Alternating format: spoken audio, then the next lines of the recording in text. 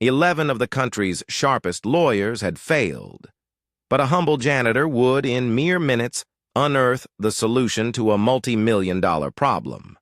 What the millionaire CEO did next, however, truly stunned everyone. Lena Morales had been summoned in a hurry, called to the corporate meeting room where chaos reigned. One of the stressed-out lawyers, caught in the eye of the storm, had spilled a glass of water. Pushing her worn cleaning cart, she walked in. A faded Garfield t-shirt clearly indicating she hadn't planned to be on duty at this hour. As she knelt, almost invisible, to wipe up a small, forgotten puddle in the corner, a tempest raged overhead. Damen Hayes, the sharp, formidable CEO of Hayes & Lee, pressed his fingers hard against his forehead, his eyes narrowed into slits. Around him, a cacophony erupted. 11 lawyers, each a legal titan in their own right, spoke over each other, voices rising in a desperate chorus. They blamed, they quoted, they contradicted, all under the crushing weight of immense pressure. The air crackled with tension. Their entire world hinged on Clause 38B of the contract with the powerful Renshaw Group. Failure to unearth a legal loophole wouldn't just cost the company millions. It would shatter the market's trust. And to Damien, that trust was a currency far more precious than any dollar amount. "This is a legal bomb," one lawyer declared, his voice strained. "The clause is locked. There's absolutely no way around it." Damien let out a frustrated sigh, a sound heavy with despair.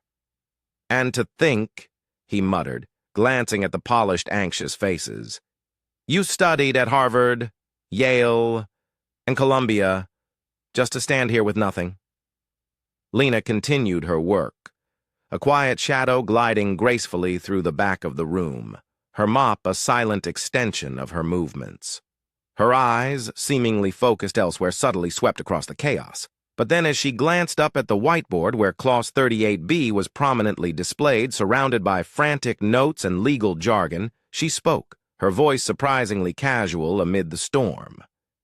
"That doesn't look like a locked clause." Her words cut through the noise, leaving a sudden, chilling silence. "It looks more like a structure issue.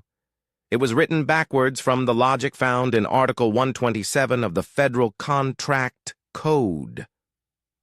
The silence that followed was absolute, as if someone had abruptly pulled the plug on the entire room. 11 heads, slowly, robotically, turned. Damien's gaze, too, swung toward her, his piercing gray eyes settling on the young woman in faded jeans, who was now calmly adjusting her cleaning bucket. "How do you know that?" Damien's voice, dry and laced with disbelief, broke the spell. Lena met his gaze directly, her chin held level. "Because I read it," she replied simply. "It's in one of the books I have at home."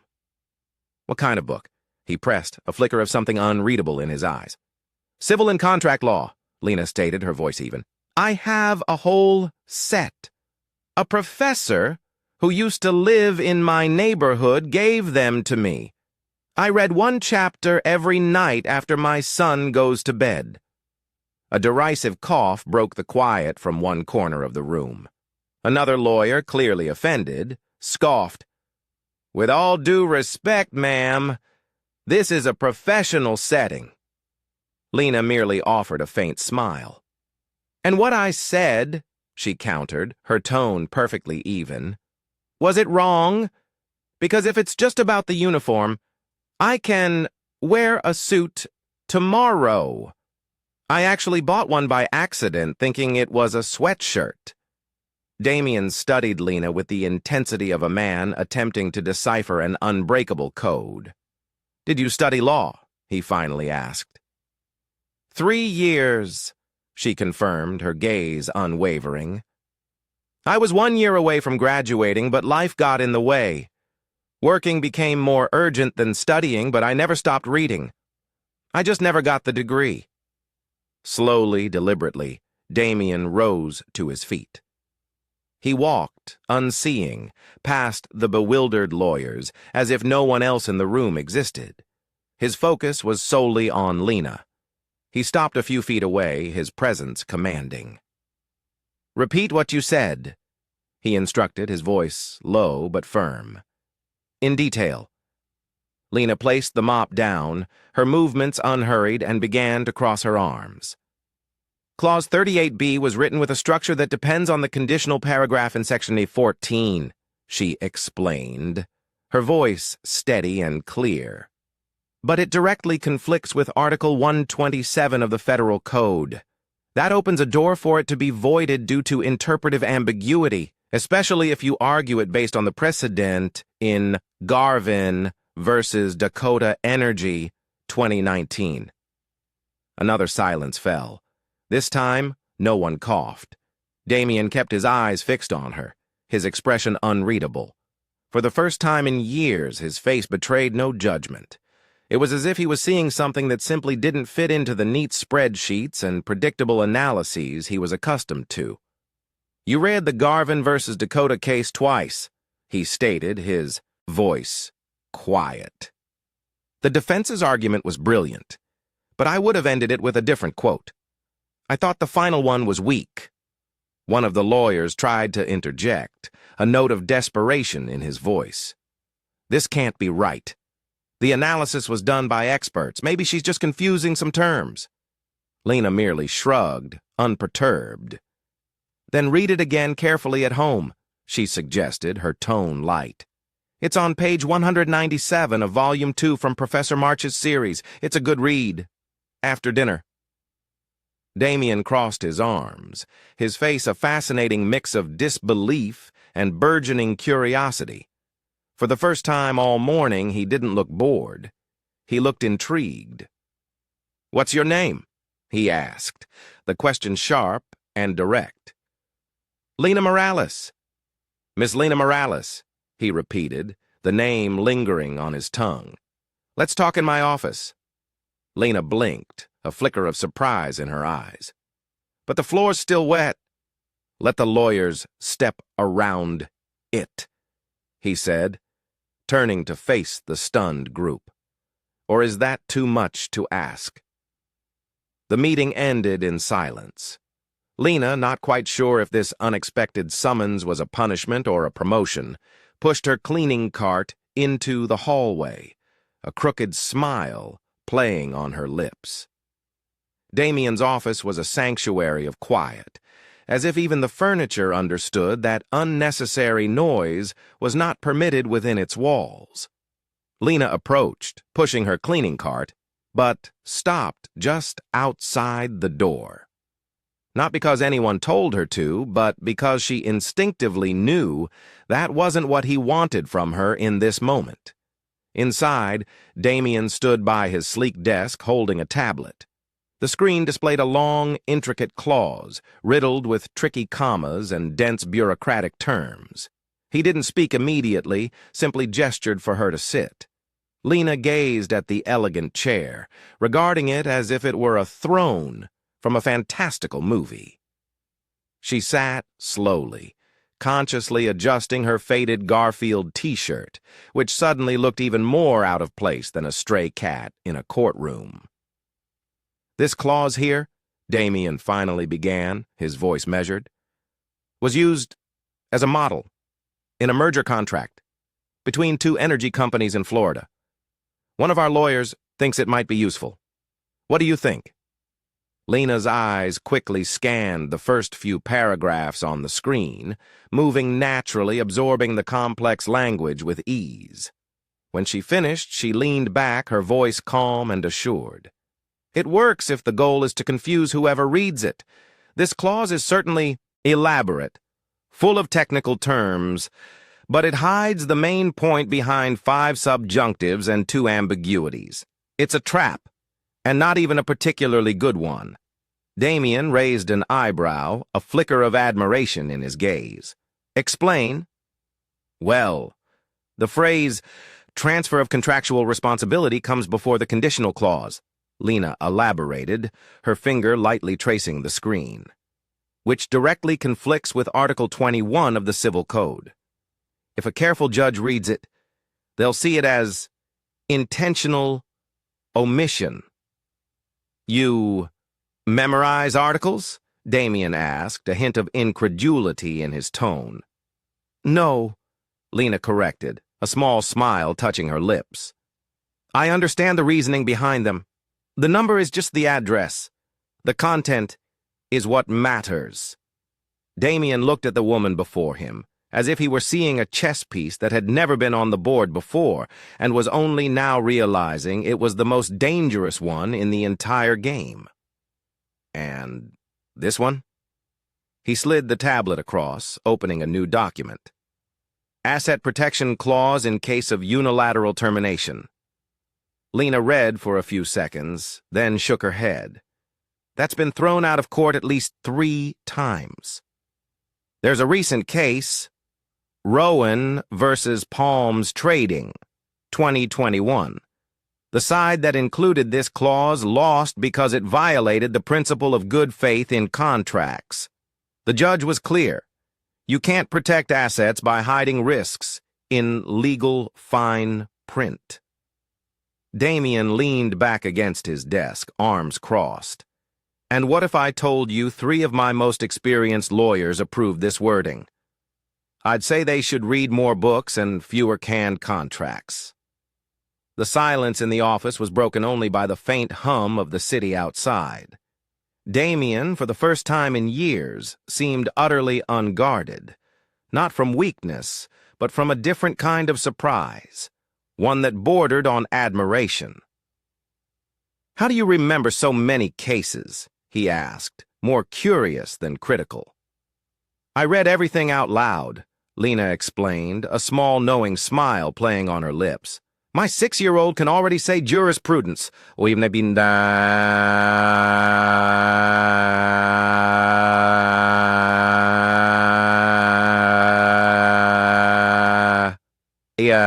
Cartoon character's name? Damien laughed. Really laughed. It was quick, restrained, but unmistakably genuine. You're unexpected. I tend to have that effect, Lena quipped, especially on deep cleaning days. He walked over to his desk and picked up a blue folder, placing it gently in front of her. This is the contract we're trying to protect. If Renshaw manages to invalidate Clause 38B, they'll have an opening to void the entire agreement. That would be disastrous. Lena opened the folder and began to study the pages, her brow furrowed in concentration. You forgot to use a generic safeguard in the contract's closing section, she pointed out, without looking up. A cautious lawyer would have added that automatically, but sometimes geniuses forget the obvious. Damien's brow furrowed. Are you saying our lawyers are careless? I'm saying sometimes vanity takes the place of caution. And when that happens, the contract ends up with too much ego and not enough precaution. He looked at her, no longer with his usual sternness, but with an almost contemplative expression, as if trying to decipher the true source of her remarkable insight. You studied law but didn't finish. 3.5 years, Lena confirmed, her gaze steady. I left because I had to choose between a diploma and milk in the fridge. My ex said he wasn't ready to be a father. But the baby came anyway, and books don't cry at night, you know. So I studied when I could and worked when I had to. Damien nodded slowly, without judgment, simply absorbing her words. You know, you can't actually act as a lawyer. That's illegal. I know, Lena replied calmly. I'm not going to sign anything or show up anywhere. But I can think, observe, suggest. That's still allowed. He turned his back to her, looking out the panoramic window. The city lights, usually so vibrant, seemed less bright than the brilliant mind he had just uncovered within his own company. I need you, he said, his voice quiet, still gazing out at the urban sprawl. But no one can know. Lena crossed her legs, a relaxed posture settling over her, like a woman who had just been secret agent. More like a strategic ally. If anyone finds out I'm taking legal advice from a cleaning staff member, this will turn into a soap opera and an institutional crisis. So, Lena replied, a faint smile playing on her lips. I'll be your cleaner of confidential clauses then. He turned to her. You in? She stood up, picked up her bucket and replied, her smile widening slightly. As long as I don't have to wear high heels. My uniform says it all. Lena began her new clandestine role, wearing the same worn-out sneakers as always. The only difference was that now, alongside her bucket and rag, she carried a hard-covered notebook. In its pages, she meticulously jotted down lawyers' names, complex-sounding terms, and brilliant legal insights. That often came to her while scrubbing floors. Damien had been explicit. No one needed to know what she was truly doing. Officially, she remained the cleaner for the administrative wing. In reality, however, she was far more. The company's invisible linchpin, the sharp mind behind several pivotal decisions that even the most seasoned lawyers couldn't crack on their own. It all began the following Tuesday, when Damien quietly asked her to review an email intended for an outside consulting firm. The content was highly technical, yet vaguely worded.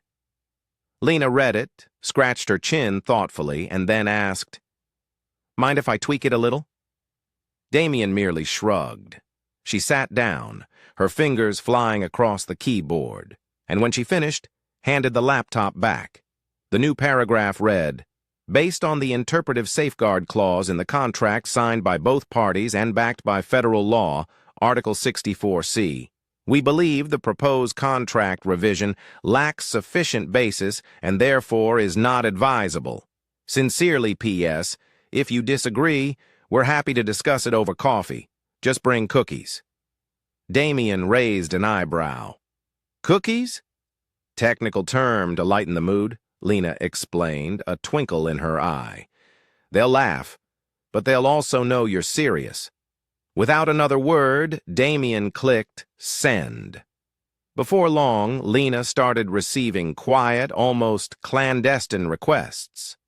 One lawyer would leave a post-it on the door asking, Does the cross-compensation clause apply to services? She'd leave a folded note by the coffee machine. Only if it's clearly stated, and even then, watch out for Article 92B. No one knew the source of these surprisingly sharp and precise replies. But suddenly, mistakes began to dwindle. Damien's meetings grew shorter and remarkably more effective. The toughest legal questions, once debated loudly in the hallways, now became hushed whispers exchanged during coffee breaks. On the third day of her dual role, Lena sat quietly in the break room, writing in her notebook, when she overheard two lawyers talking. Hayes is acting different, one mused. More direct, more precise, and the weird part, without our help. Maybe he hired an outside consultant, or perhaps a legal crystal ball. Lena smiled to herself. So far, no one suspected her, but she knew that couldn't last indefinitely. The inevitable conflict arrived one Friday morning when Alexander Rios, young, pompous, and with an ego so inflated it seemed to require its own ID badge, walked into the back office. He caught Lena red-handed, replying to an email on Damien's computer. "What are you doing there?" he demanded. She looked at him calmly. "Replying to a legal email about a merger and a reversibility clause. Want to take a look?"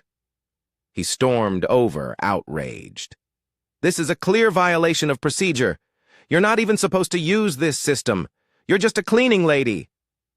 Lena took a deep breath. There was no anger in her stance, just the steady posture of someone who refused to be belittled. "Anyone can read the law," she said, looking him straight in the eye, her voice calm but firm. but to understand its soul is a privilege for those who study beyond the page. Alexander frowned. That's not in the code. No, it's not, Lena confirmed, a small knowing smile touching her lips. It's from the preface of Professor March's book, the same professor who teaches your graduate classes. I took it from his book. The silence that followed was louder than any accusation. From that day on, Lena was informally called the voice in the footnotes. No one knew exactly who she was, but the rumors began to spread, hushed whispers exchanged behind cupped hands. The fact that Damien continued to consult her without offering any explanation only deepened the mystery surrounding the elusive legal genius. One afternoon, a particularly sensitive document landed on Damien's desk. It was a letter threatening litigation, written in an aggressively intimidating tone. He walked into his office and, without calling anyone, handed the letter directly to Lena. She read it, thought for 2 minutes, then quickly wrote a short reply. Direct, clear, and infused with just the right touch of irony. We appreciate your concern regarding the potential legal outcomes of this contract. However, we believe there's no reason for legal theatrics or imaginary contractual ghosts. Our team, visible or not, is ready for any move with respect and without fear. Damien read it, and for the first time in public, a genuine smile touched his lips.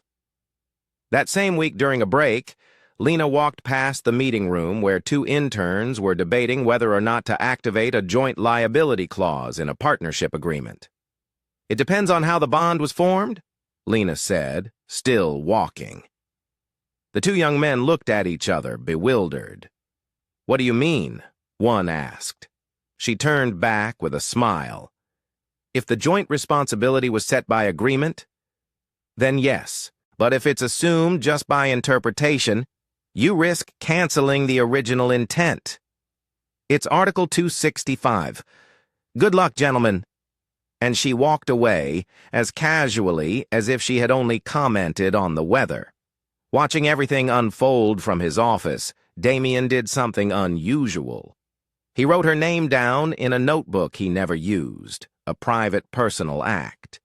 It was as if he wanted to remind himself that true intelligence sometimes shows up in a faded t-shirt and an old backpack. It was almost 10 at night when Lena finished organizing the last few documents on Damien's desk. The office was quiet, dimly lit by only the desk lamp, which cast a warm, solitary circle of light over the scattered papers. Outside, the dazzling glow of Chicago pierced through the large windows, but inside that room the vast world had narrowed down to just 2 people, and a conversation that hadn't quite begun. Damien leaned back in his chair, watching Lena carefully fold a sheet of paper where she had written her notes about the Renshaw case. He noticed she always folded papers the same way, twice, into neat rectangles, as if each one were a letter that deserved respect. You don't have to stay this late, he finally said, breaking the comfortable silence. I know, but I like the office when it's empty, Lena replied, her voice soft. It's easier to think when no one's looking at me like I'm some kind of circus act.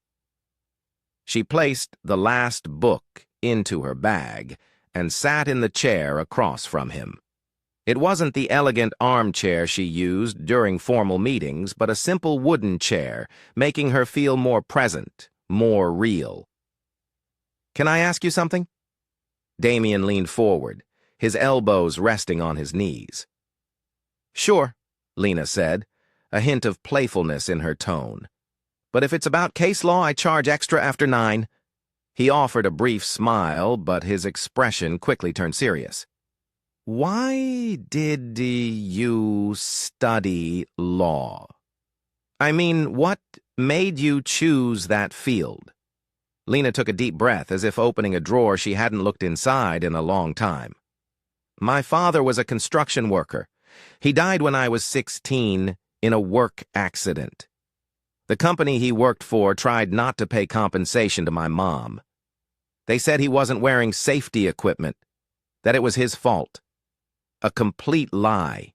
She paused, looking down at her hands, as if the answer lay there.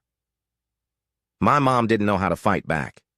We couldn't afford a lawyer, and the few who agreed to talk to us acted like they were doing us a favor, like we should be. Grateful just for being heard. Damien leaned in, listening intently. And then I thought, if I knew the law, if I understood how things worked, maybe I could help her. Maybe I could help other people in the same situation. So I enrolled in college with a scholarship. Did you win the case? We did, Lena confirmed, a small, proud smile gracing her lips. After 2 years of fighting, my mom used the money to open a small dressmaking shop in our neighborhood. It's still there. She sews party dresses for girls who want to feel like princesses. There was a soft sadness in her smile. You must have been an excellent student, Damien observed, his voice tinged with admiration. I was good. Good grades, part of study groups, loved discussing cases with the professors. I had a plan. Finish my degree, go to grad school, maybe one day open a legal aid office in my neighborhood. What happened? The question hung in the air for a moment, delicate and weighty. Lena tucked a strand of hair behind her ear, a gesture Damien had already noticed she made when she was collecting her thoughts. Diego, she said finally, her voice softer now. I met him in my second year. He was studying business a year ahead of me. Nice smile, easy to talk to, dreams that seemed to match mine, or so I thought. Damien noticed his own breathing had become more focused, waiting. We dated for a year and a half. I was in my third year when I found out I was pregnant. It was unexpected, but when I told him, I thought we'd face it together. But that's not what happened. He panicked. Said he was too young to be a father, that he still had too many plans. And maybe it would be better to take care of the situation another way. Lena paused again, looking out at the glittering city lights, her gaze distant. I told him I respected his decision not to be a father, but that I was going to have the baby, and he didn't need to worry because I'd manage on my own. And did you? I had to. I dropped out in the middle of my third year. The scholarship didn't cover daycare, and my mom was already busy with the shop, so she couldn't take care of Miguel all the time. I needed to work. Damien felt something stir in his chest, a mix of admiration and a frustrating sense of injustice he couldn't quite name. And, Diego? He disappeared. Literally moved to another city after graduation. I never saw him again. Miguel used to ask about his father when he was little, but he doesn't anymore. I think he understands we're a complete family just the way we are. And you never thought about going back to college? Lena gave a quiet laugh. I did. I thought about it every night when I'd put Miguel to bed and open the books I managed to borrow or buy secondhand at fairs. But then I realized something. I never stopped studying. I just changed the way I did it. She got up and walked to the window, looking out at the glittering city lights. I started going to the neighborhood library. They had a small legal section, but it was complete. Professor Marche, the same one I mentioned to Alexander, used to give extra lessons there on Saturdays. When he heard my story, he started lending me books. Lending you books? Damien repeated, surprised. At first, yes. Then when he saw I really studied them, took notes, understood what I read, he started giving me the books. He said books are meant to be read, not just sit on a shelf for decoration. Damien got up too, walking over to stand beside her at the window. And you never felt angry about having to give up your plans? Lena turned to him, and for the first time that night, her eyes shone with a different kind of intensity. I did. For a long time. Angry at Diego, at the situation, at myself for falling in love with someone who wasn't ready to build anything serious. But after Miguel was born, she paused, as if reliving the moment. When he was born, and I held him for the first time, I understood my plans hadn't been destroyed. They just changed shape. I wouldn't be the lawyer I dreamed of being at 18, but I would be the mother I wanted to be at 20. And now, do you regret it? Having Miguel? Never. He's the best part of me. He taught me that courage isn't about not being afraid. It's about being afraid and moving forward anyway. Damien watched her profile, silhouetted against the city lights. There was something in Lena he'd never seen before. A kind of strength that didn't come from trying to prove anything to anyone, but from knowing exactly who she was. And you still study?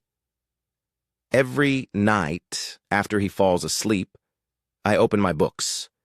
I read cases, study legal precedents, follow changes in the law, not because I have to, but because I want to, because it makes sense to me. Even knowing you can't practice? Practicing law is one thing. Understanding it is another. And who knows? Maybe one day I'll go back to college. Miguel is growing up, becoming more independent. Maybe it'll be time to finish what I started. Damien felt a strange emotion rise in his chest. It was admiration, yes, but more than that, it was like he was standing in front of someone who had turned every obstacle into a step, every fall into a push to climb higher. "You're remarkable," he said, the word coming out with more feeling than he intended. "I'm a single mother who cleans offices and reads legal books in her spare time. Nothing too remarkable about that." "You're wrong," Damien countered, his voice firm. "You took a situation that could have destroyed you and turned it into strength. You raised a child on your own, never stopped learning, never lost your kindness or your sense of humor. And on top of that, you solved problems that lawyers with doctorates can't figure out." Lena smiled, but there was a moist shine in her eyes. "Miguel asked me the other day if I was sad about not becoming a lawyer. Do you know what I told him?" "What?" Damien leaned forward slightly. "I told him, maybe I didn't become the lawyer I dreamed of being, but I became the person I needed to be, and that was worth even more." The silence that followed was heavy with meaning. Damien watched Lena smooth her hair, pick up her bag, and subtly return to her efficient employee mode.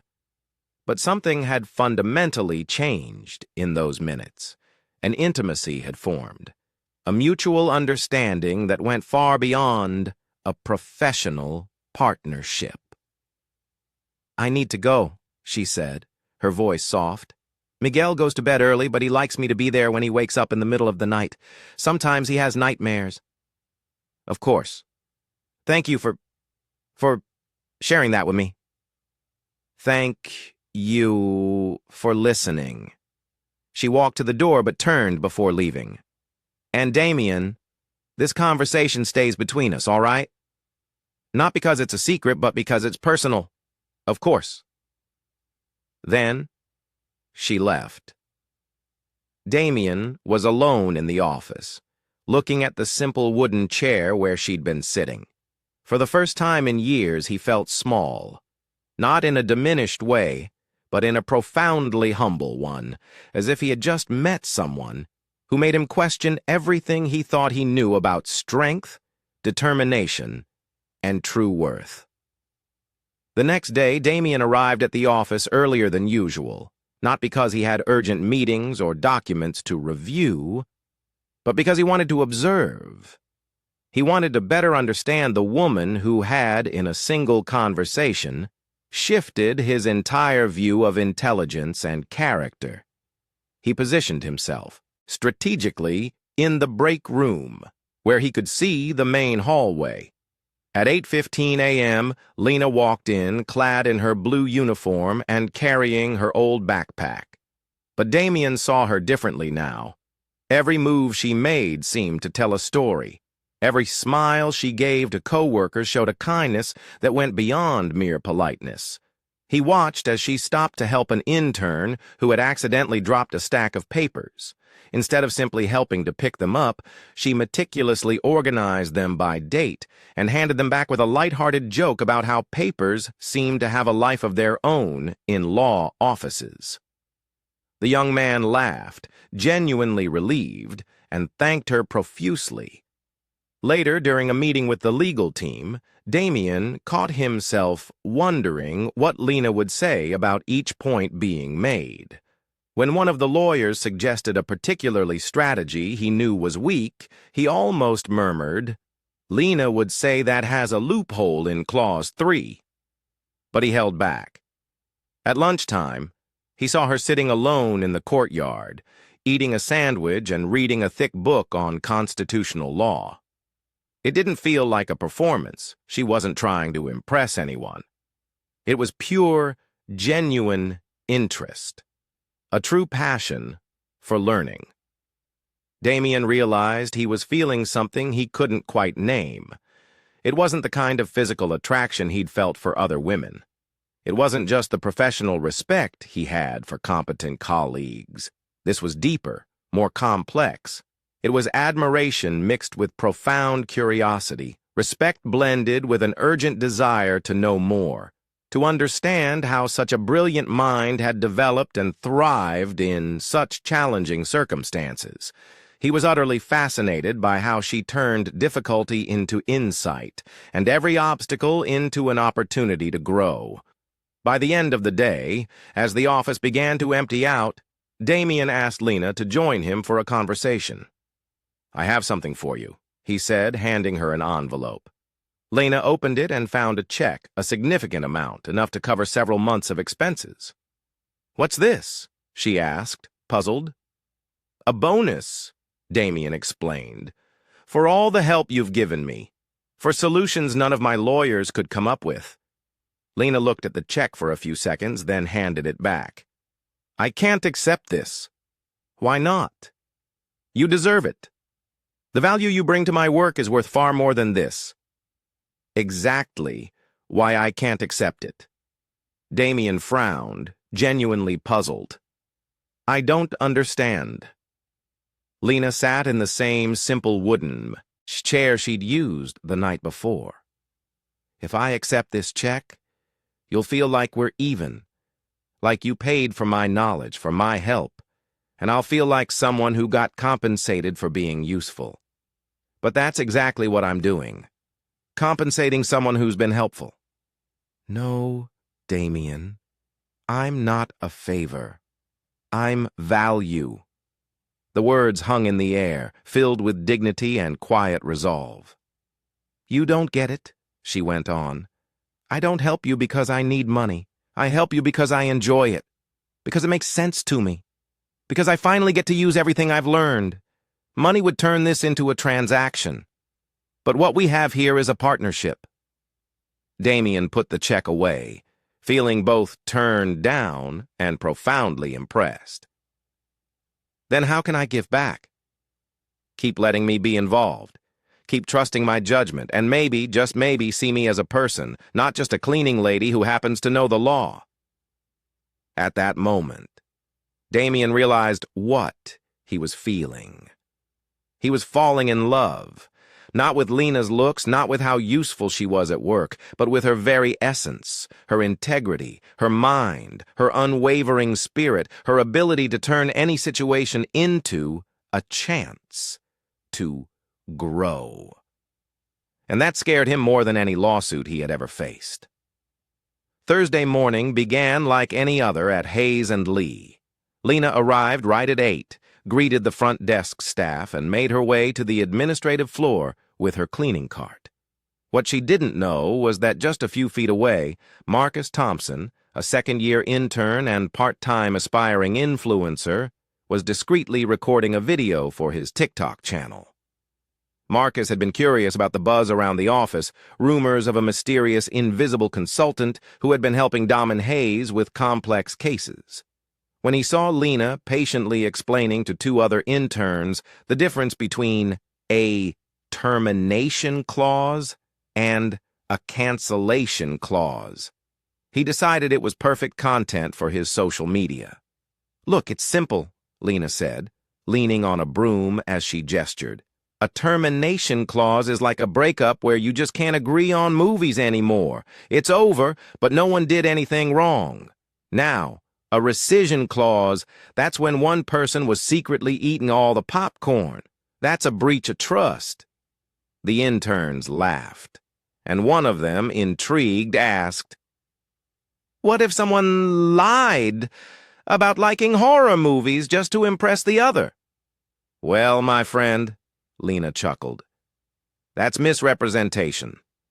The whole agreement was based on false information. That can make the contract invalid from the beginning. Like when you find out your crush doesn't even like dogs or pizza. That's a fundamental mismatch. Relationship voided." Marcus kept recording, utterly fascinated by how Lena explained complex concepts that his professors took hours to make half as clear. "And how do we know which one to use in each case?" another intern asked. "Main question, was there bad faith? If yes, it's rescission. If not, it's just termination. It's like breaking up over text or in person. Either way, it's over. But one's a little more respectful than the other." Lena grabbed her rag, ready to head back to work, but one of the guys still had a question. "What if both people want out of the contract, but for different reasons?" "Then you've got a mutual divorce with a fight over who keeps the dog," Lena explained, a grin playing on her lips. "Bilateral termination with a specific division clause. Everyone takes what they brought in, but you've got to decide who keeps the shared Netflix account."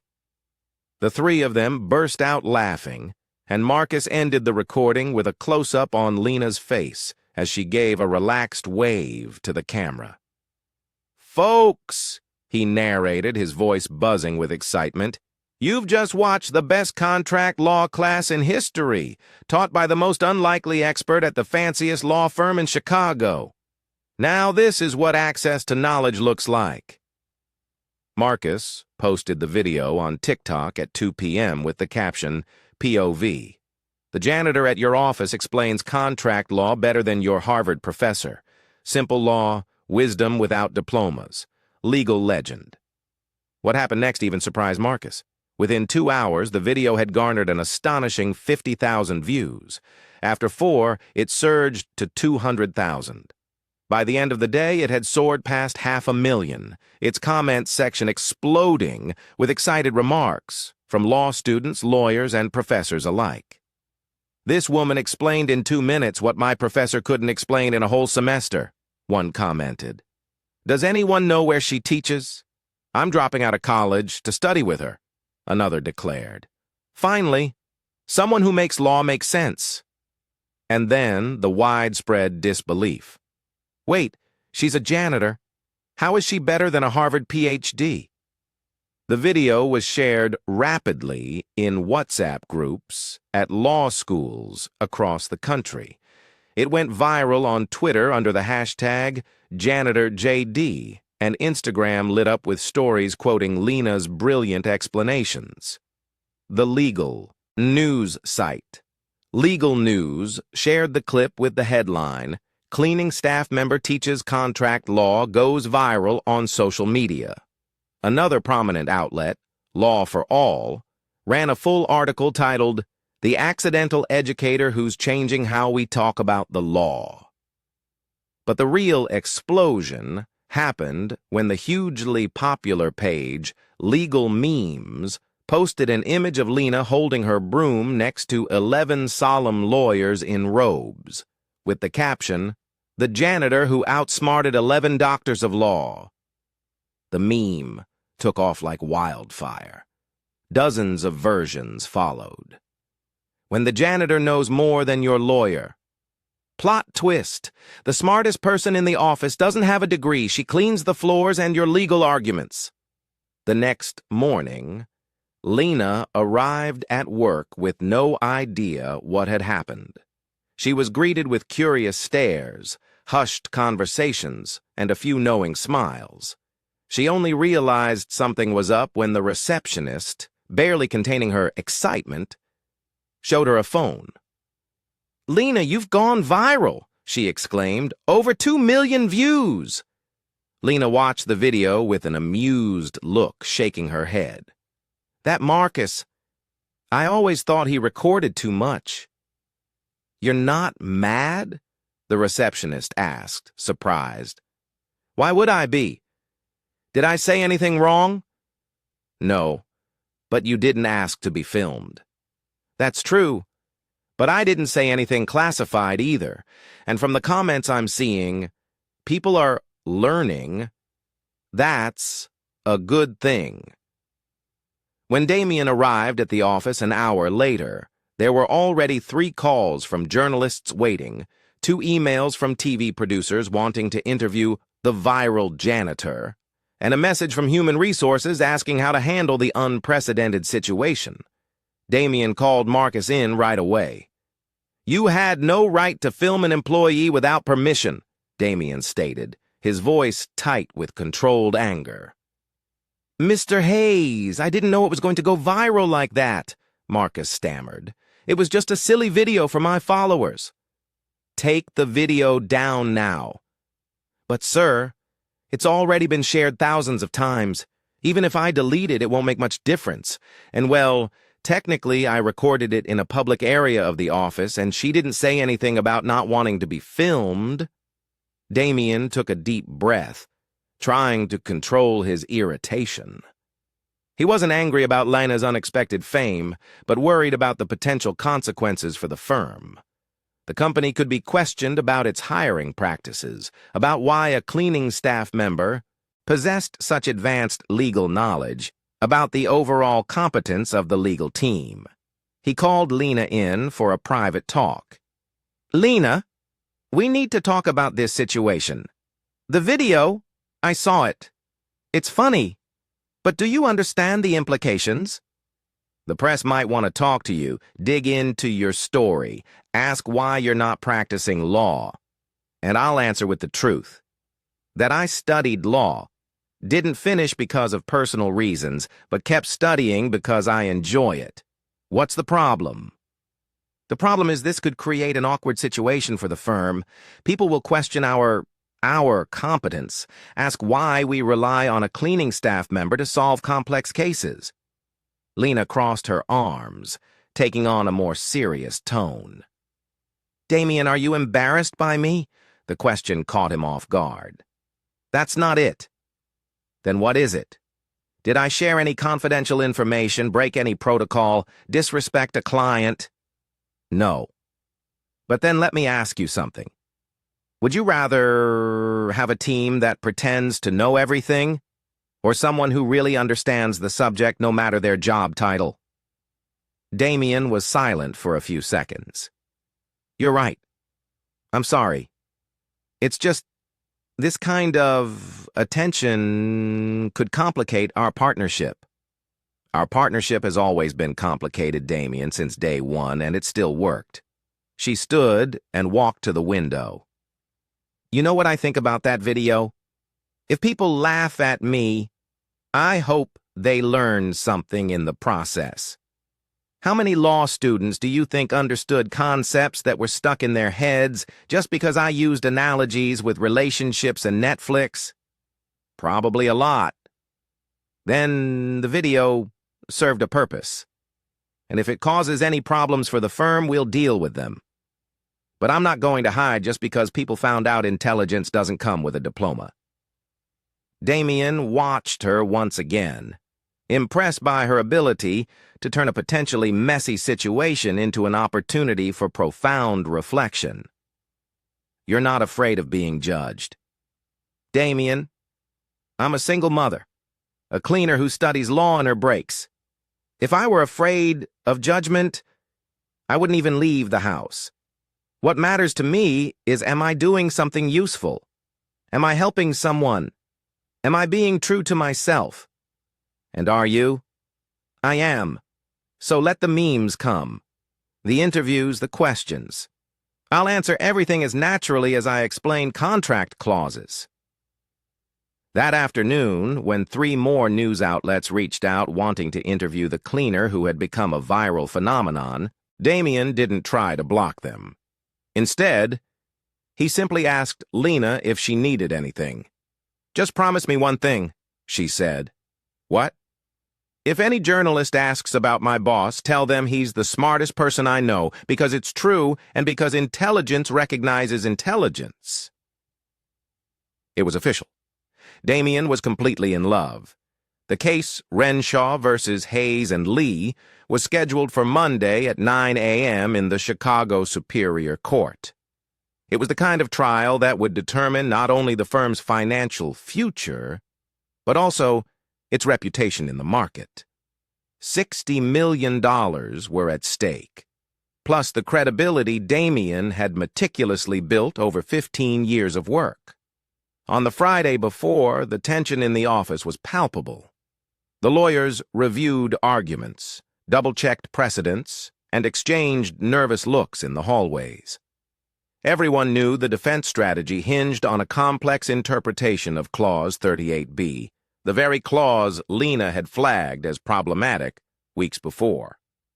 Damien was in his office, surrounded by stacks of documents and 3 senior attorneys who looked more anxious than confident.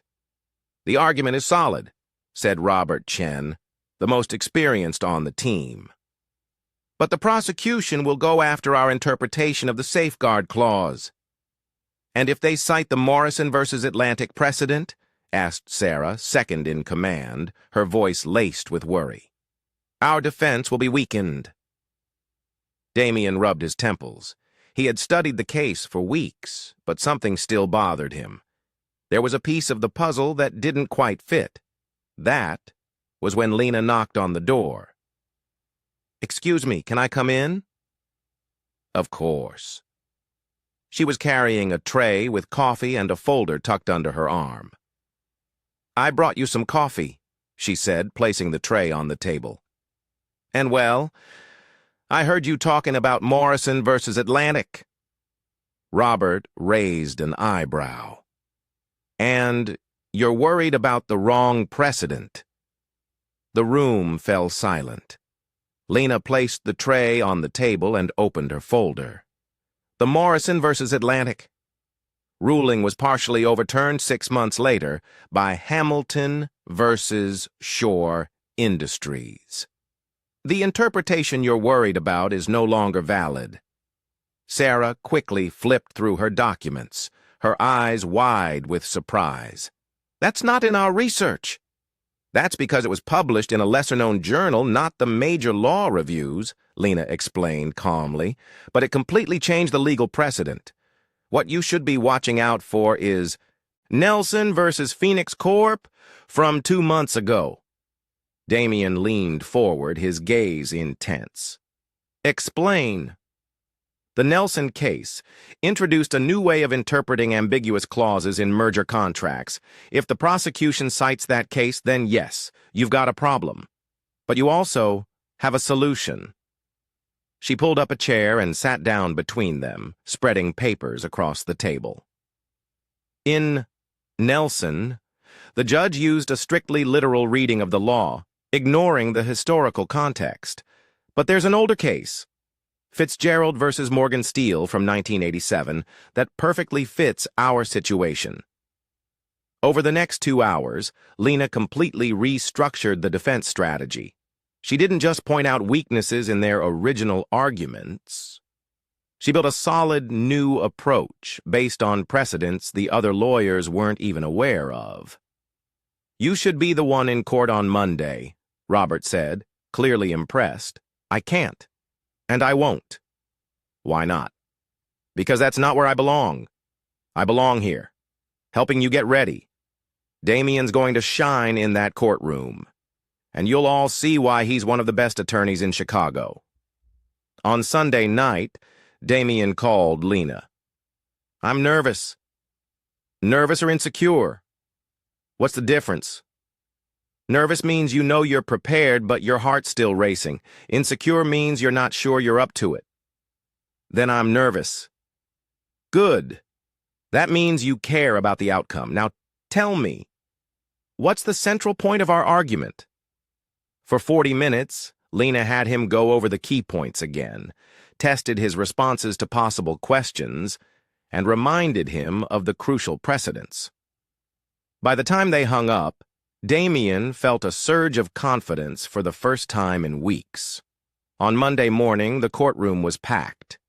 Journalists, law students, and curious spectators, all drawn in by the attention surrounding the viral janitor case, filled every available seat. Lena sat quietly at the back, wearing a simple blouse and jeans. Damien started strong. His opening argument was clear, persuasive, and meticulously structured. He cited the precedents Lena had recommended and laid out a solid line of reasoning. For 40 minutes, he completely owned the courtroom, his voice commanding, his points sharp. But then the prosecution struck back. "Your Honor," said the prosecutor, a formidable woman in her 50s, impeccably dressed, "the defense relies on a questionable interpretation of Fitzgerald versus Morgan Steele. I'd like to point out that this precedent was partially modified by the recent ruling in Torres versus Infinity Holdings." Damien felt the blood drain from his face. Torres versus Infinity Holdings. He didn't know that case. It hadn't come up in his research. Lena hadn't mentioned it. "The change introduced by Torres versus Infinity," the prosecutor continued, her voice confident, "clearly states that in merger contracts with ambiguous clauses, the interpretation must favor the party that did not draft the original document." The judge leaned in, clearly interested. Damien knew he had to respond, but his mind was blank. He had no idea how to counter a precedent he'd never seen before. His team looked just as lost. "Mr. Hayes," the judge said, his gaze expectant, "would you like to respond to the precedent raised by the prosecution?" Damien stood up, but his mind was a void. He looked through his papers, searching frantically for anything he could use, but found nothing. Then he heard a soft voice from behind him, clear as a bell in the hushed courtroom. "Article 127, paragraph 3. Partial, not full modification." It was Lena. She had stood up, and speaking just loud enough for him to hear, she gave him exactly what he needed. Damien took a deep breath and turned to the judge, a surge of adrenaline coursing through him. "Your Honor, with all due respect to the prosecution, it's important to clarify that Torres versus Infinity Holdings introduced only a partial modification to the Fitzgerald versus Morgan Steele precedent, not a full repeal." He began walking through the courtroom again, his confidence returning with every step. Article 127, paragraph 3 states that partial changes to precedents should only apply to the specific aspects questioned in the new ruling. Lena had explained that in Torres versus Infinity, the core issue was how to interpret clauses in hostile takeovers, not friendly mergers like the one we're discussing today. The prosecutor frowned, clearly not expecting such a precise counter. "Also," Damien continued, his voice gaining strength, "the judge in Torres versus Infinity made it very clear that his decision wasn't meant to apply broadly to all types of mergers, only to those involving coercion or major information imbalance. In our case, we have a friendly merger with full information shared between both sides, documented over 8 months of negotiations. So, Torres versus Infinity doesn't apply." The original interpretation from Fitzgerald versus Morgan Steele still stands valid and relevant. The courtroom fell quiet, broken only by the crisp sound of the judge tapping his pen on the desk. "Mr. Hayes, your argument is consistent and well supported. The objection is overruled." 2 hours later, Damien had won the case. The decision was unanimous. Clause 38B was valid. The contract remained in effect, and Hayes and Lee kept not only the $60 million at stake, but also their meticulously built reputation. Back at the office, everyone was celebrating, the air thick with relief and triumph. But before joining the jubilant throng, Damien went looking for Lena. "I need to talk to you." They met in his office, away from the congratulations and toasts happening downstairs. "How did you know about Torres versus Infinity?" he asked, his voice filled with awe. "I looked it up last night when you told me you were nervous," Lena explained calmly.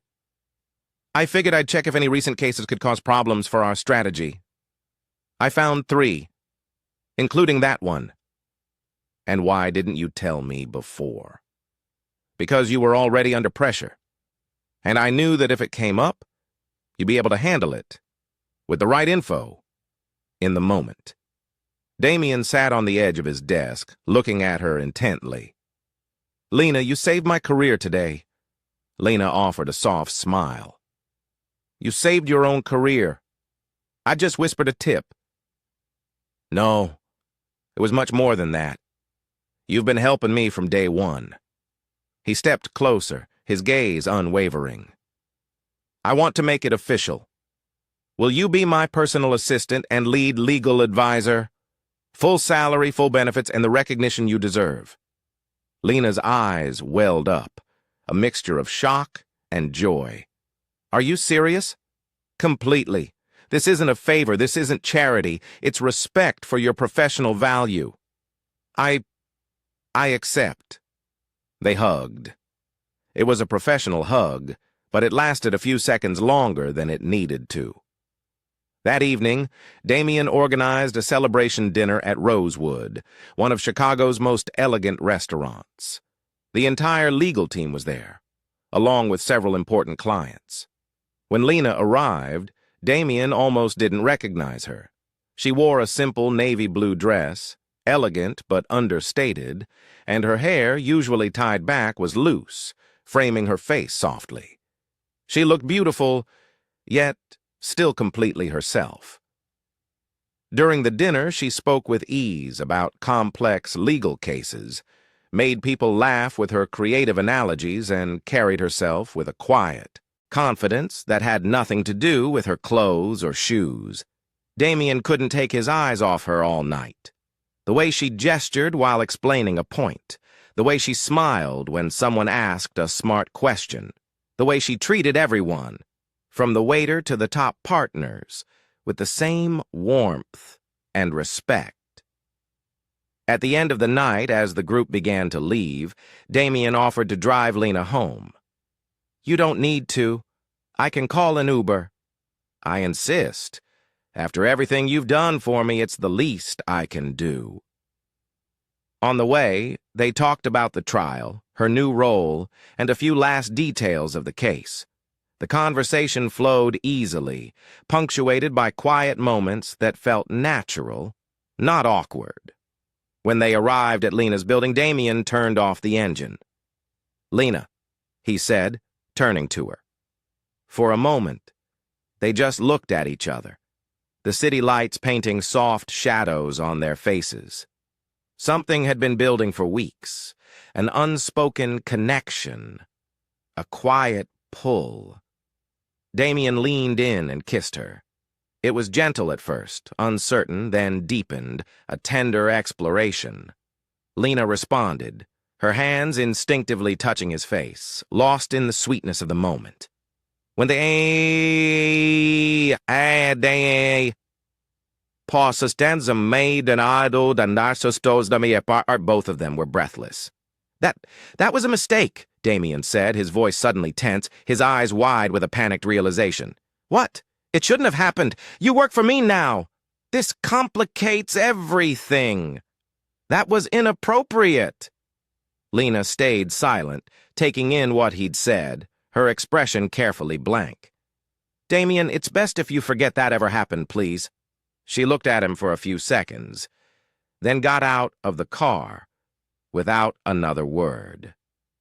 Damen watched her go into the building, knowing he had just made the biggest mistake of his life.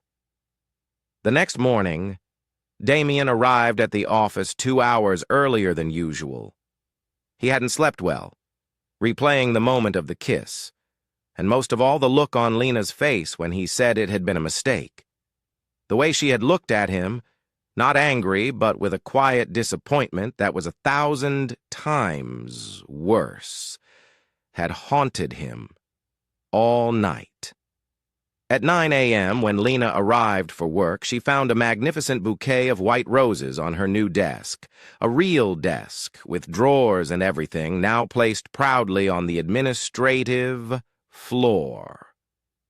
It was an elegant, expensive arrangement, the kind that cost more than her previous week's salary. The card attached simply read, "I apologize for my inappropriate behavior yesterday. D.H. Lena." Looked at the flowers for a few seconds, then calmly walked to Damien's office. He was on the phone, but ended the call abruptly when he saw her come in carrying the lavish bouquet. "Lena? They're very pretty," she said, setting the flowers on his desk. "But I'm allergic. Allergic to roses. Allergic to expensive scented apologies."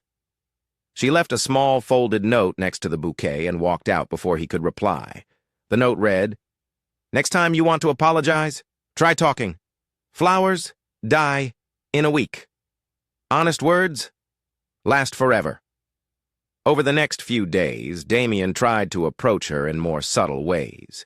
He left a coffee from her favorite neighborhood cafe on her desk, a small local place near where she lived, very different from the office's gourmet coffee.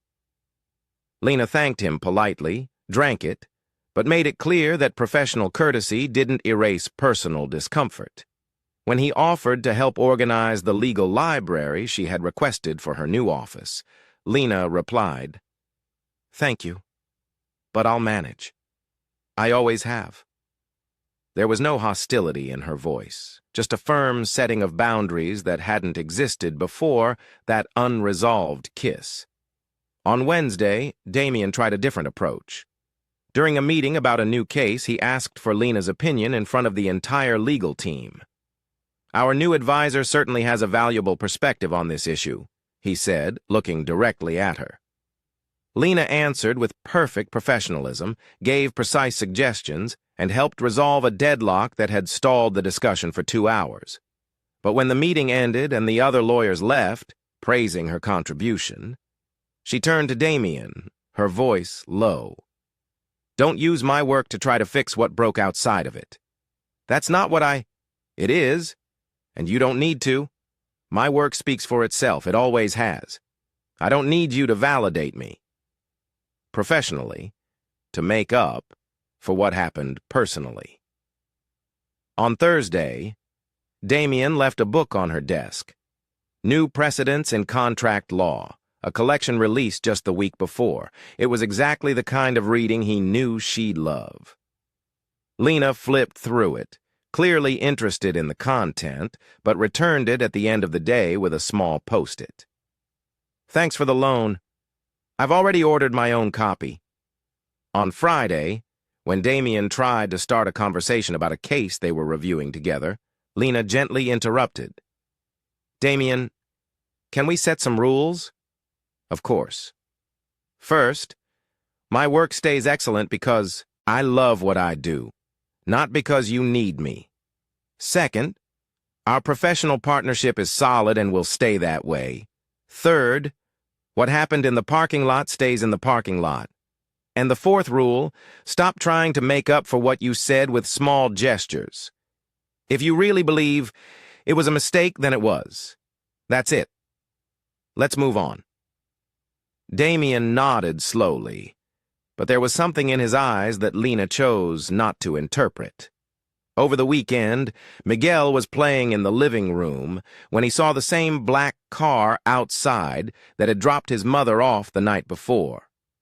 "Mom," he called, pointing, "the flower man is down there again."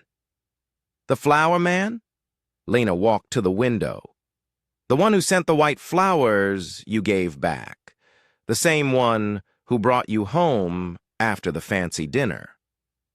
Lena went to the window. Damien was standing next to his car, looking up at the building, but not daring to come closer.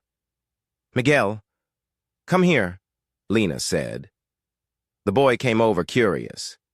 "This man, is he your friend or your boyfriend?" Lena smiled, brushing her son's hair back. "Why do you want to know?" "Because if he's your friend, you should invite him up. Grandma always says friends are welcome. But if he's your boyfriend? If he's my boyfriend, what? Then you have to decide if you really like him or if he's just confused. Because a confused boyfriend makes you sad, and I don't like it when you're sad." Lena hugged her son, amazed by the profound wisdom of a 6-year-old. "And what do you think he is?" Miguel thought for a few seconds, watching Damien through the window. "I think he's a friend who wanted to be a boyfriend, but got scared. Like Pedro in my class. He likes Sophia, but pretends he doesn't because the other boys would laugh at him. You're very smart, you know that.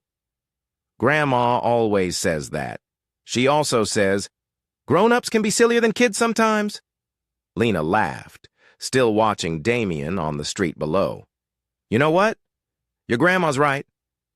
Damien stayed out on the sidewalk for another 10 minutes, then got in his car and drove off.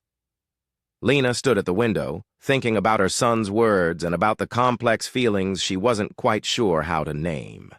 Miguel, who had gone back to his toys, called from the living room. "Mom, if he comes back tomorrow, can I talk to him?" Grown-ups who are confused sometimes need help from kids. Lena shook her head, smiling. Her son was right. Adults often make simple things way too complicated. The next Monday, Damien showed up at Lena's desk with an unexpected proposal. "Want to have lunch outside? I need to talk to you about a case, but away from the office." Lena looked at him, sensing something different in his manner. He seemed less guarded, more human. "What kind of case?"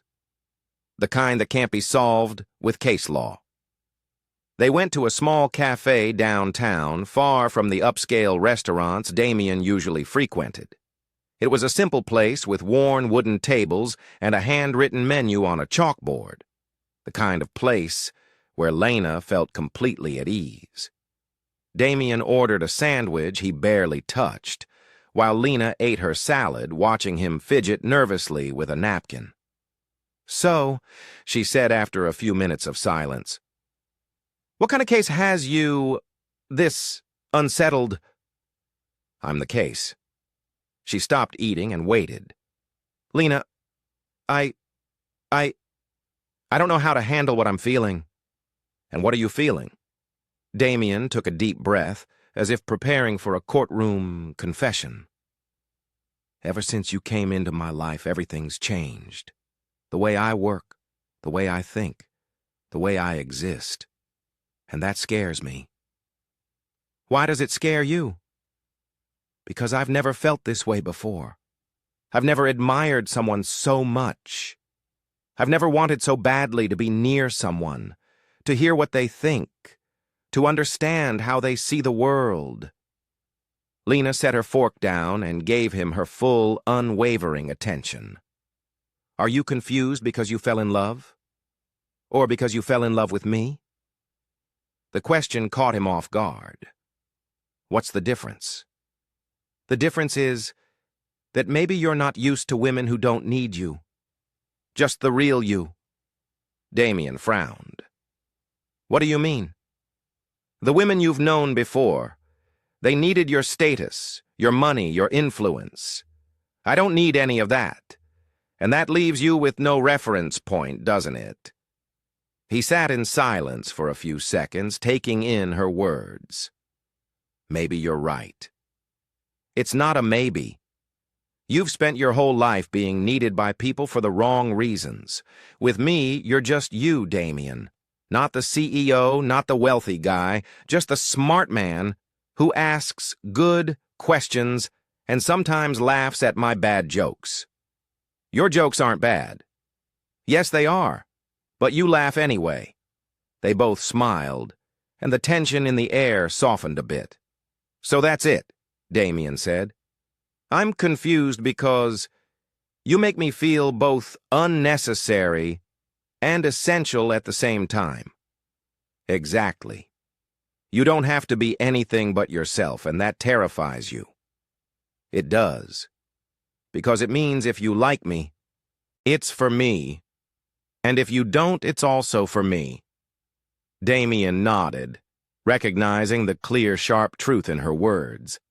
And about the kiss, he said, finally bringing up the thing that had lingered between them. I really believe it was inappropriate. You work for me now, and I don't want you to feel pressured or uncomfortable. Lena tilted her head, studying him, a subtle challenge in her eyes. Then maybe you should think a little more before going around kissing people. Or did you kiss me out of admiration? No, I kissed you, because in that moment, I couldn't imagine anything more right in the world. And after that, fear took over. Fear of making things complicated, of losing you as a colleague, of, I don't know, not being enough. Lena leaned back in her chair, a soft smile touching her lips. Damien, you're many things. Smart, dedicated, sometimes as stubborn as a mule, but not enough? Never. Then why do I feel like I am? Because you're learning how to be with someone who doesn't want anything from you except your company. That is scary. They finished lunch, talking about work, but something had fundamentally shifted between them. There was a new sense of understanding, a quiet honesty that hadn't been there before. When they returned to the office, Damien walked with her to her desk. Lena, can I ask you something? Sure. Do you feel anything for me? She looked at him for a few seconds, her gaze unwavering. I'm sorry, but I'm confused, too. And unlike you, I don't have the luxury of kissing someone and calling it a mistake afterward. When you figure out what you really want, let me know. Until then, we're colleagues. Good colleagues. That night at home, Lena was quieter than usual. Miguel was already asleep, and she was helping her mother, Carmen, fold laundry in the living room. You seem different, Carmen said, watching her daughter, her eyes perceptive. Different how? Sad. Not the kind of sad that makes you cry, but the kind that comes from thinking too much. Lena smiled faintly. Her mother always had a way of reading her moods with surgical precision. I'm okay, Mom. Just working through some changes. What kind of changes? Work, personal stuff, a little of everything. Carmen stopped folding clothes and sat next to her daughter. Talk to me. Work is going great. Better than I expected. I got the position I always wanted. I'm doing what I love and I'm getting paid well, but... Lena hesitated. My boss is complicated. Complicated? How? Lena sighed. He's smart, respectful. He values me professionally and I feel something for him. And him? Does he feel something for you? I think so. But he keeps going back and forth. He calls his own feelings a mistake. Carmen nodded as if everything suddenly made sense. Oh, I see. He's one of those men who don't know how to handle a strong woman. That's not it, Mom. He admires my strength. The problem is I think it makes him insecure. And you? How do you feel? Confused? Because I care about him, but I don't know if he really wants me or if he just admires me. And I'm not sure I want to get involved with someone who doesn't even understand his own feelings. Carmen hugged her daughter gently.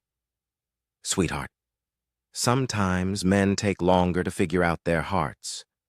Not because they're dumb, but because they're raised to believe that feelings are weakness. So what should I do? You keep being yourself. If he's smart, he'll realize he found something rare. And if not, that's his loss. You've already proven you don't need anyone to be happy. Lena smiled, feeling just a little lighter. Thanks, Mom. You're welcome. And Lena, even if you're feeling unsure, you're glowing. That means something. That night, Lena fell asleep, thinking about her mother's words and about that conversation with Damien. Maybe Carmen was right. Sometimes you just have to be who you are and let the rest unfold on its own. In the days after that lunch conversation, Damien did exactly what Lena expected. He pulled away. He went back to being the distant, composed CEO, speaking to her with the kind of cold professionalism he'd mastered over the years. In meetings, he referred to her as Ms. Morales. In the hallways, he nodded politely, but didn't stop to talk. It was as if the honesty of that lunch had scared him so much that he hid behind the same business armor he'd worn for 15 years. Lena noticed right away and responded the only way she knew how, with dignity. If he wanted distance, she gave him distance. If he preferred formality, she would be perfectly formal. But she also started pulling back from the informal support she'd been giving him. When Damien left documents on her desk with post-its asking for input, she replied by email. Technically sound, detailed, but without the playful comments she used to add. When he tried to start a conversation about a case, she answered clearly and professionally and got right back to work. The change didn't go unnoticed in the office. Sarah told Robert the vibe between the boss and his new advisor had turned strangely formal. Marcus, still proud of having spotted Lena's talent, noticed she wasn't cracking jokes during her legal explanations anymore. On Thursday, Damien was reviewing a contract when he realized he needed Lena's opinion on a specific clause. Instead of walking over to her desk like he used to, he sent a formal email asking for written feedback. Her reply came 15 minutes later, 3 technically perfect paragraphs, completely impersonal. It was exactly what he'd asked for, but missing the spark he had grown to value in her work. That night, alone at home, Damien found himself searching for Lena on social media. Not something he normally did, but his curiosity got the better of him. Her profile was simple with just a few photos, but each one told a story. There was a video of Miguel from a few months earlier, trying to say the word jurisprudence, while Lena laughed in the background. Another showed her explaining a health insurance contract to an elderly neighbor using cake recipe metaphors. One photo had her sitting in the local library, surrounded by old law books, with Miguel asleep in her lap. It was a world completely different from his own, a place where knowledge was shared freely, where intelligence was used to help, not to compete. A place where she wasn't just respected, but loved. On Saturday, driven by something he couldn't quite name, Damien drove to Lena's neighborhood. He didn't have a specific plan, just an inexplicable need to better understand her world. He stopped in front of a small nonprofit called Hope Community Center. Through the window, he saw Lena sitting at a round table surrounded by several people. She was gesturing animatedly, explaining something while the others took notes. Damien watched for a few minutes. There was something about Lena's posture there that he had never seen at the office, a natural ease, a genuine joy. She wasn't performing professionalism. She was simply being herself. He took a deep breath and went inside. The group stopped talking when they saw him. Lena looked up, clearly surprised. "Damien, what are you doing here?" "I was driving by and saw you here." A blatant lie, and they both knew it. "This is Damen Hayes," Lena told the group. "My boss." "The famous boss from the legal viral video," an older woman exclaimed, smiling brightly. "I'm Mrs. Rosa." Lena was, explaining rental contracts to us. Damien greeted everyone politely, but his eyes kept returning to Lena. Can I talk to you for a minute?" They stepped to a corner of the room. "Seriously, what are you doing here?" Lena asked, her tone curious rather than hostile. "I wanted to understand." "Understand? What? How you do this? How you are... you... all the time?" Lena studied him for a few seconds. "Damien, you drove 40 minutes to get here just to ask me that?" "Maybe. Why?" He looked at the group, who had resumed their discussion, then back at her. "Because this week, I went back to being who I've always been, and I realized I don't like that person anymore. And what do you expect me to do about that?" "Will you let me learn from you?" The question came out sounding more vulnerable than he intended. Lena was silent for a moment, then smiled for the first time in a week. "That depends. Are you willing to listen to Mrs. Rosa explain why her apartment lease is unfair, even if it takes 2 hours?" "I am. And to help Mr. Carlos understand why the auto shop can't charge him for work he didn't approve?" "I am. And to do it without feeling superior to anyone here." Damien looked around, seeing for the first time not just people needing help, but people with a depth of knowledge and experience in things he had never even imagined. "I'm willing to try." Lena nodded. "Then have a seat. Mrs. Rosa was just telling us how she figured out on her own that she was entitled to compensation no lawyer wanted to calculate for her." Damien sat down, and for the first time in years stayed quiet to learn instead of teach. For the next 2 hours, he listened to stories that made him rethink everything he thought he knew about justice, intelligence, and human worth. When they left, Lena asked, "So, did you learn anything?" "I learned that you're not just intelligent. You're wise. And there's a big difference between the two." "What's the difference?" "Intelligence solves problems. Wisdom changes people." For the first time in weeks, they smiled at each other without any walls between them. The following Wednesday, Lena casually mentioned she'd be giving a talk at the community center on consumer rights for everyone. It was part of a project she'd been running for 2 years, teaching basic legal knowledge to people who couldn't afford lawyers. "Can I come?" Damien asked, surprising himself with how natural it sounded. "Won't you find it boring?" "On the contrary," Damien replied, a genuine smile forming. "I think I need to see what real advocacy looks like." On Saturday afternoon, the small auditorium at the community center was packed. About 40 people filled the plastic chairs, from young mothers with babies on their laps to retired men with notebooks in hand. Damien sat quietly in the back, observing. Lena walked onto the small improvised stage with a natural ease he'd never seen in the corporate setting. She wore jeans and a simple blouse, her hair loose, without any of the polished touches that characterized the business presentations he was used to. "Good afternoon, everyone," she began with a genuine smile.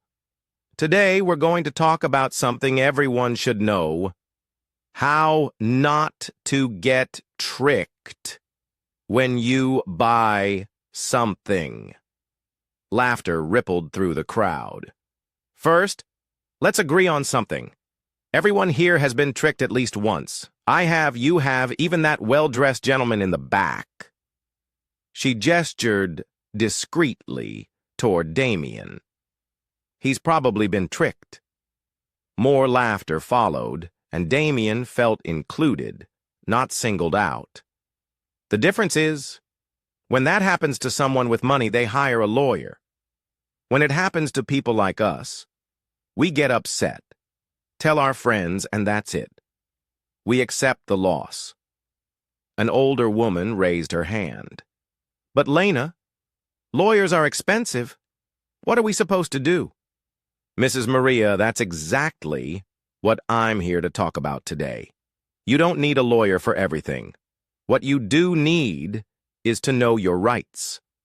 For the next hour, Lena explained complex legal concepts using everyday examples. She talked about warranties by comparing them to relationships that don't work out, about abusive interest rates by likening them to loans between friends, and about misleading contracts using recipes that hide ingredients as a metaphor. Damien watched, fascinated by how she translated legal jargon into plain, relatable language without losing technical accuracy.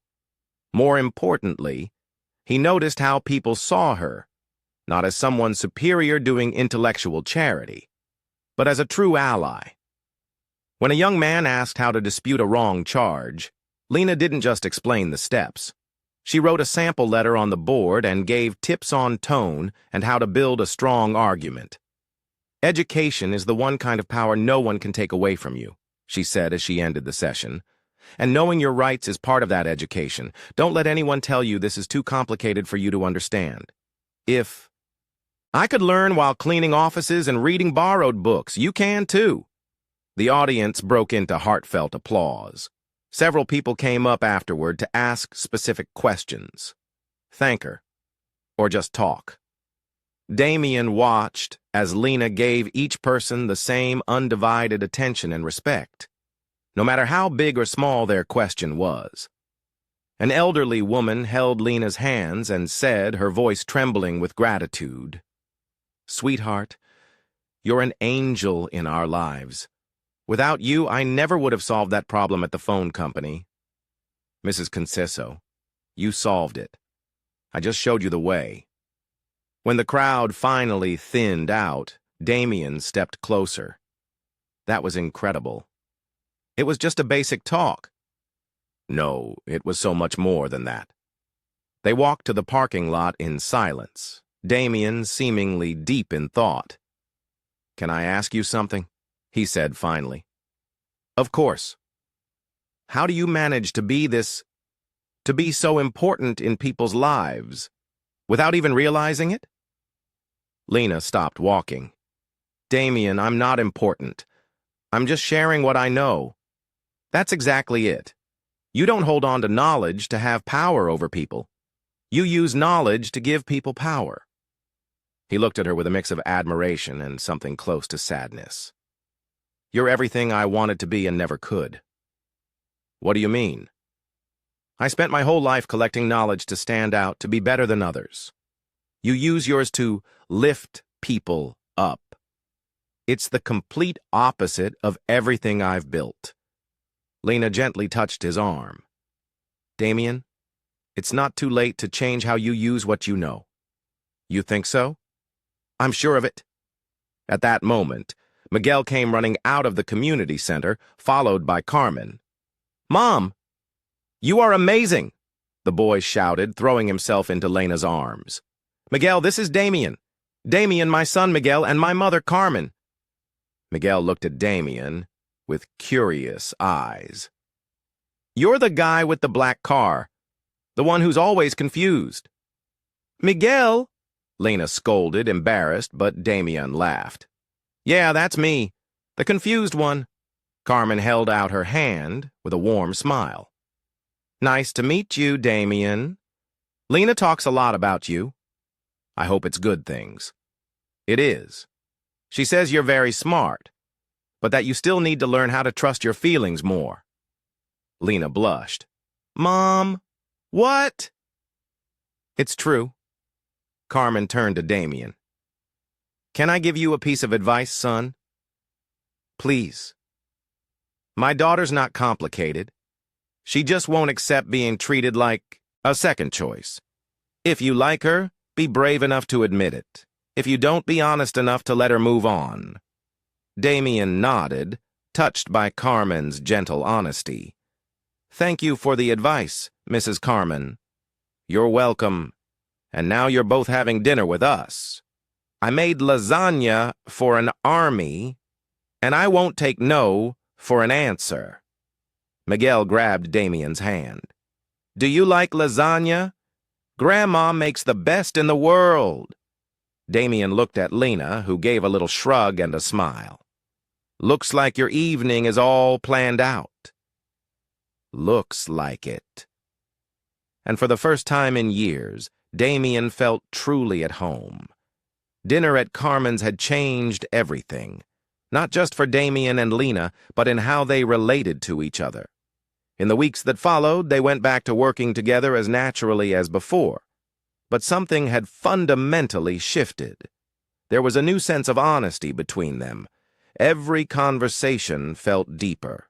Every silence carried more meaning. Damien had started going to the community center regularly, not as a guest, but as a volunteer. He discovered that teaching business contracts to small neighborhood entrepreneurs was more fulfilling than closing any multi-million-dollar deal. And Lena watched that transformation with a mix of pride and something she could finally admit to herself: love. The annual Hayes and Lee event was scheduled for Friday. It was a cherished tradition, an elegant evening where clients, partners, and employees gathered to celebrate the year's achievements. Damien always gave the main speech, a detailed summary of the firm's wins and milestones.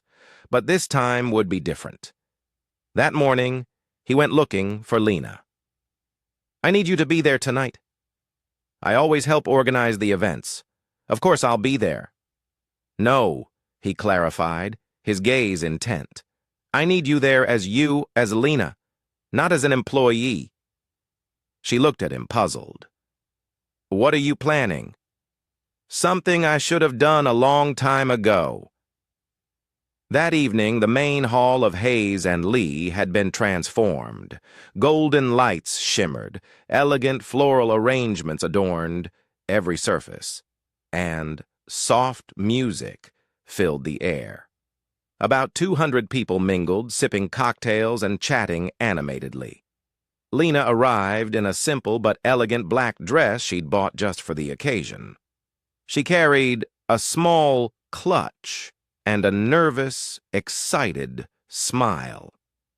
Miguel was at home with Carmen after making his mom promise she'd tell him all about the party the next day. "You look beautiful," Damien said. When he saw her, and for the first time, she didn't take it as a mere professional courtesy. "You look very sharp, too." He wore a perfect black tux, but there was something different about his posture, less rigid, more human. During the cocktail hour, Lena chatted easily with clients and coworkers. Several recognized her as the viral cleaning lady, and she answered their good-natured jokes with humor and grace. Damien watched from a distance, noticing how she effortlessly turned every interaction into something real and meaningful. Sarah, the firm's second-in-command, walked up to Lena. "Can I confess something?" she began, a small smile playing on her lips. "When I heard Damien had promoted you, I was skeptical. I thought it was just a PR move after the video went viral. And now—" She paused, shaking her head slightly. "Now I understand why he says you're the smartest person in the office and why he's been acting so different." "Different how?" Lena asked, genuinely curious. "More human, happier, more himself." When it was time for the speech, Damien stepped up to the small stage at the front of the room. He tapped his glass gently to get everyone's attention. "Good evening, everyone. Thank you for joining us once again." The room quieted, expecting the usual talk about numbers and accomplishments. "Every year I come up here to talk about our wins, about the cases we've won, the clients we've gained, the goals we've surpassed, and every year you politely listen as I go through statistics, and thank everyone for the team effort." A few soft chuckles rippled through the room. "This year is different, because this year I learned something that completely changed how I see success." Damien found Lena in the crowd, his eyes seeking her out. She stood near the sidewall, holding a wine glass she'd barely touched. I learned that intelligence isn't about degrees, leadership isn't about hierarchy, and value isn't about price. Curious murmurs began to stir through the room. You all know this has been the best year in our firm's history. 68 cases won, 200 million in contracts closed, expansion into 3 new states. Impressive numbers. He paused, eyes still locked on Lena. But none of that happened because I'm some kind of business genius. It happened because I met someone who taught me to see beyond the numbers. Someone who showed me that real law doesn't always happen in boardrooms with city views, but in community centers where everyday people learn about their rights. The room was now completely silent, everyone listening closely, captivated. This person taught me that knowledge is only power when it's shared, that intelligence only matters when it lifts others up, and that the greatest success isn't winning a $60 million case. It's helping a 70-year-old woman understand why she doesn't have to pay for a service she never signed up for. Damien stepped off the stage and began walking directly toward Lena. People stepped aside, creating a clear path. Lena Morales taught me that intelligence doesn't wear a suit, that wisdom doesn't have a permanent address, and that love can't be bought, bargained, or controlled. Love is recognized, respected, and built every single day. He stopped in front of her. Lena's eyes were filled with tears, her expression a mix of shock and overwhelming emotion. She clearly hadn't expected such a public, heartfelt declaration. That's why, Damien continued, turning slightly so he could include the entire audience, but his eyes never leaving Lena's. In front of all of you, I want to make 2 proposals. First proposal, Lena, will you be my official partner? Not just an advisor, but a full partner at Hayes & Lee, with a share of the profits, voting rights on major decisions, and responsibility for the social projects we want to start. The room went completely silent. Lena nodded, too moved to speak, a single tear tracing a path down her cheek. Second proposal, Damien continued, his voice softer yet filled with profound conviction. And this one is the most important. Will you be my wife? This time, the silence was broken by a few audible sighs from the audience, a collective intake of breath. Lena looked around at all the smiling, expectant faces, then turned back to Damien, her gaze searching his. Are you sure? Because there's no going back from this. I'm more sure about this than any contract I've ever signed. She smiled through her tears, which now flowed freely. I accept both proposals, but I need to set one condition. What is it? Damien asked, a joyful anticipation in his eyes. No expensive flowers to try to impress me. If you want to give me something special, I want a library. A real library, with comfortable chairs and space for Miguel to study. Damien laughed, taking her hands in his. Deal. A library, chairs, and anything else you want. He kissed her, and this time there was nothing inappropriate or confusing about it. It was the right kiss, at the right moment, in front of the right people. The audience burst into thunderous applause and cheers. Sarah was openly crying, Robert was smiling like he'd just won an impossible case, and Marcus was already filming everything for social media. When they pulled apart, Damien whispered in Lena's ear. There's one more thing I want to propose. What is it? Lena pulled back slightly, surprised. I think you should finish law school. Damien, she began, shaking her head gently. I don't need a diploma, too. It's not, about needing it. It's about you deserving to have official recognition for what you already know, and because I want you to have every possible option. But what about the time? The work? Miguel? We'll figure it all out. Your mother can help more with Miguel. You can study whenever works best. And if you need to reduce your workload, we'll do it. What matters is that you finish what you started. Lena thought for a few seconds. Law school had been a dream cut short 6 years earlier. The idea of finally earning that degree had always felt too far away to be realistic. Do you really think I should? I think you should do what feels right. But I also think you deserve the choice. And if I agree, do you promise not to rush me or make it easier for me? I promise. You'll earn that degree the same way you've done everything in life, with hard work, intelligence, and determination.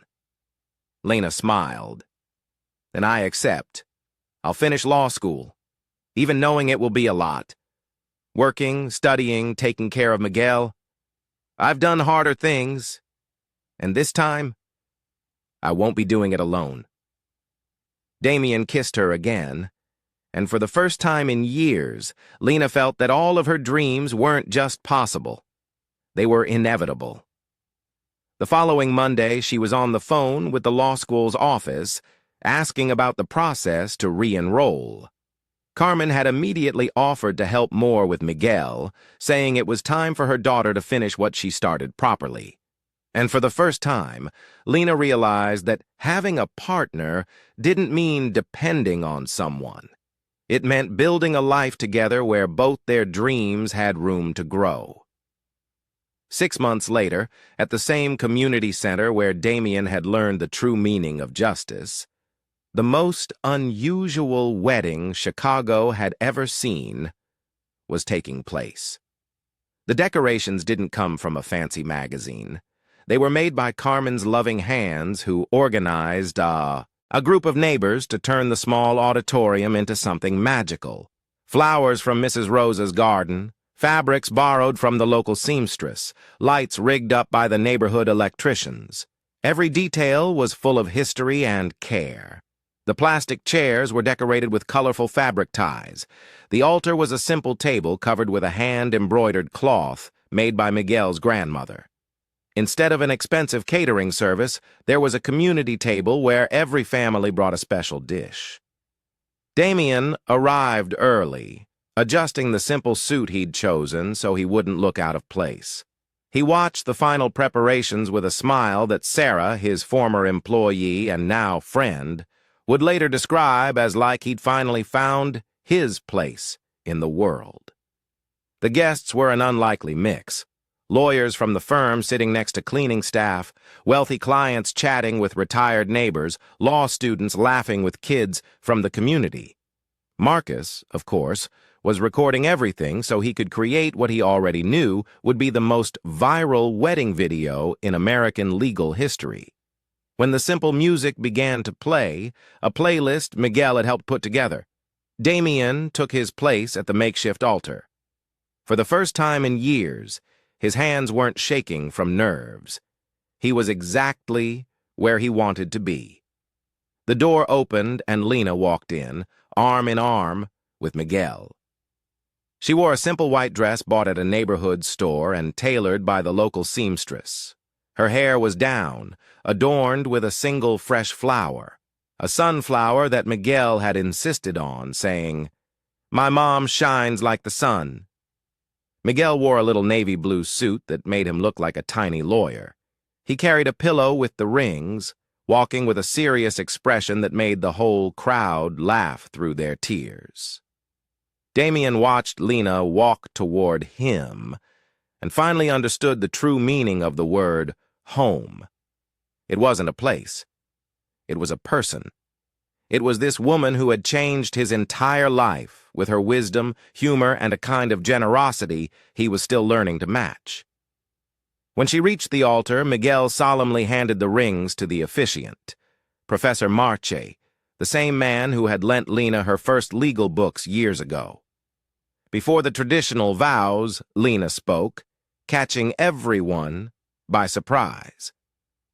"I'd like to say a few words." She turned to the crowd, holding Damien's hands. "For a long time, people knew me as the cleaning lady who knew the law. And that's fine. I really do clean things.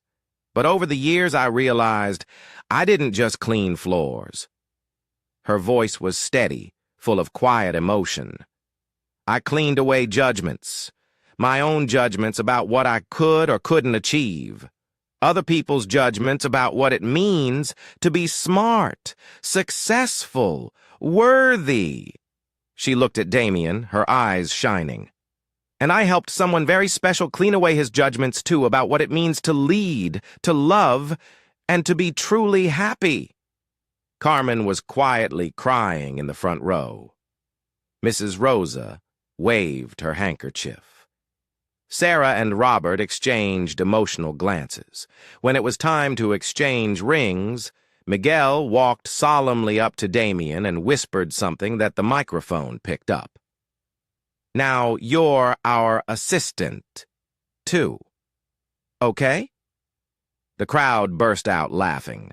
Damien knelt down to meet him eye to eye. I accept the job, but can we talk about the salary? Sure, but I don't take money. Only ice cream and trips to the park. Deal. They sealed the agreement with a formal handshake that made everyone laugh again. When they finally kissed as husband and wife, it was under a shower of flower petals brought in by the neighborhood kids.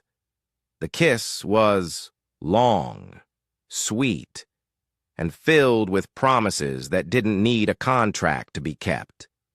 As the party kicked off with joyful music, homemade food, and stories spreading from table to table, Lena and Damien stepped aside for a moment to take it all in. Any regrets? He asked, a teasing note in his voice. Marrying you? Never. Doing it in a place where everyone's going to have opinions about our life? Still? No. Why not? Because now they're our family, and family looks out for each other. Damien kissed her again, knowing he had found not just a wife, but a whole new way to live. A life where intelligence was measured by how deeply you loved, success was measured by how much you helped others, and happiness was as simple as sharing ice cream with a 6-year-old boy who had just gained a stepfather willing to be his assistant.